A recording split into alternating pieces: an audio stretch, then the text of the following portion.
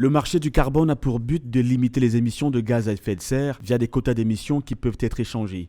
Chaque participant soumis au marché doit, à la fin d'une année, restituer autant de quotas que de CO2 émis dans l'atmosphère. Une véritable niche financière pour les pays du bassin du Congo, avec leurs forêts qui permettent de stocker d'importantes quantités de carbone.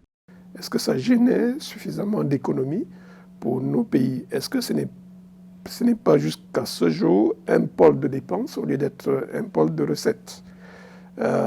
Donc voilà un peu l'argumentaire qui amène les uns et les autres à être réticents vis-à-vis du marché de carbone en se disant il est nécessaire de commencer par reconnaître le potentiel forestier, les efforts des États à préserver ces forêts et à compenser ces efforts en rémunérant les dits efforts. Les écosystèmes africains emmagasinent d'énormes quantités de carbone.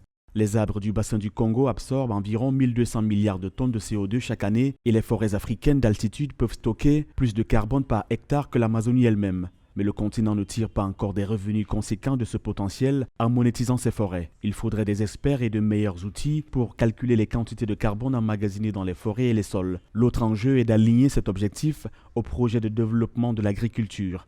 L'Asie du Sud-Est, par exemple, a taillé dans ses forêts pour occuper son rang de premier producteur d'huile de palme. On peut se poser juste une petite question. Pourquoi les forêts de l'Amazonie brûlent? Quelle est la rentabilité des espaces forestiers dans l'économie nationale?